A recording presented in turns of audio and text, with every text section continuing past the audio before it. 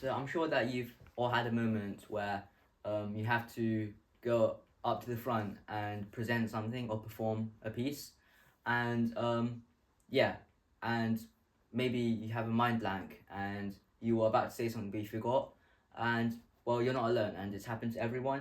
And so yeah, today I'm going to deep into this and talking about how to stop your fear.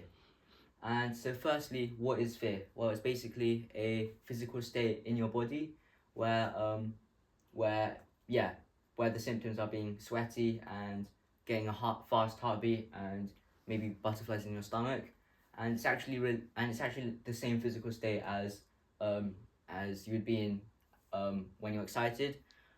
Yeah. So I remember. So for example, maybe you walk into class and you forget doing your homework, and and yeah, and this your strictest teacher comes in, and at that moment you might feel fear, and you might be afraid of what they're going to do to you and your punishment. However, and yeah, you would get like sweaty and you get nervous, and you might get a fast heartbeat. And on the other hand, maybe if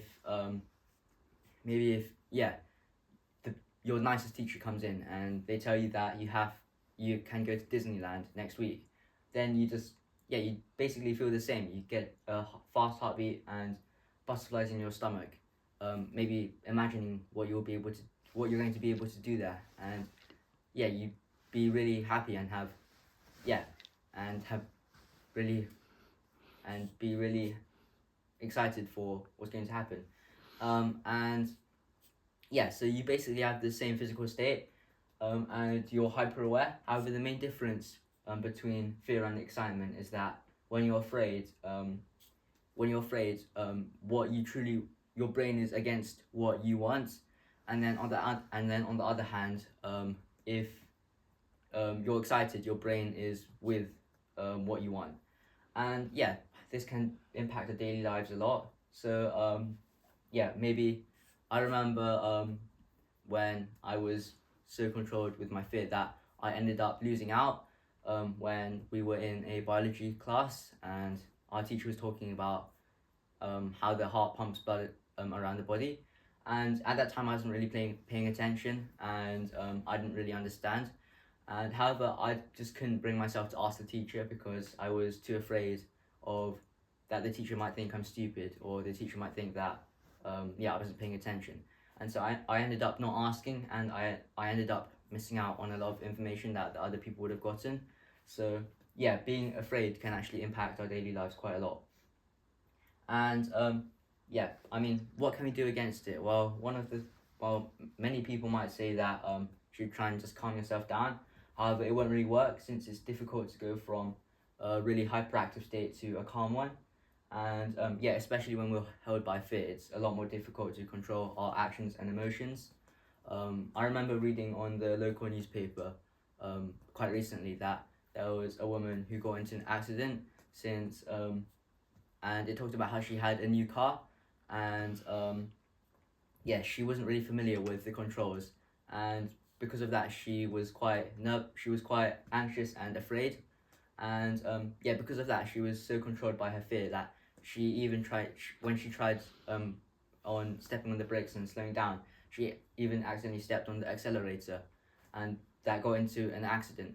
And so yeah, we shouldn't try to go we shouldn't try to just tell ourselves to calm ourselves down since it's really hard to do, and even ignoring it and like thinking about positive thoughts can actually even make it worse. And so yeah, basically when you force yourself to calm down, it's just like it's too forceful, and you should just try and like shift your perspective of being afraid. And so to do this, you can is through the 5 second rule, and you should basically like take 5 seconds for yourself and tell yourself that you're not actually afraid but you're excited. And this works um, since being excited and being afraid actually are the same physical state in your body. So it's really easy to tell yourself that you're actually really excited instead of being afraid. However, on the other hand, trying to down won't work, since they're entirely different states of mind. With like being afraid, just being sweaty and having fast heartbeat, and on the other hand, being calm, just having not really not really feeling much at the moment. And so like, yeah, it's a lot easier to do than trying to calm yourself down. And it also sends a message to your brain that that it will side with you.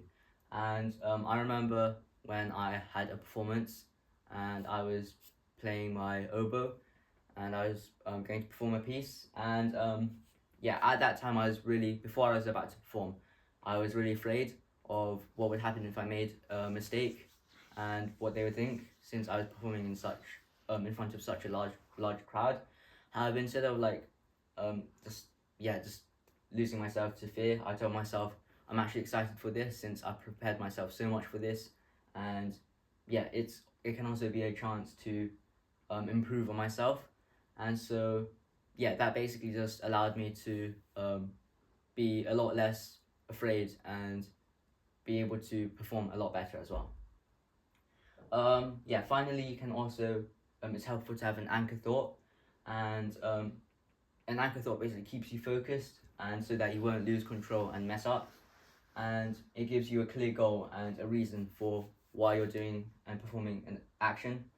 And yeah, basically what it is just when you think of yourself, when you think of yourself after you have done the thing that you're about to do, after the scenario, and yeah, where you're going to be and how you're going to feel. So for example, if you're trying to apply for a higher pay for your at your job, and you're afraid to talk to your boss, you should have an anchor thought that maybe yeah, how happy you will be after the talk if it goes well, and maybe having a celebration with your family, maybe at a restaurant. And so you have to think about that to give yourself a clear goal in mind, and it will motivate you to really go for the talk. Yeah, since it comes with a lot of benefits. And so yeah, overall, the main points I want you to take away are that firstly, have the anchor thought, so that it basically gives you a sense of purpose for why you're doing the thing. And then think the 5 second rule, where basically you turn your fear into excitement. And yeah, thank you. I hope that sometimes when you're afraid and when maybe um, you're afraid of doing something, you should just think of why you need to do it. And you should also think of turning that fear into excitement and motivating yourself to do it. Thank you for listening.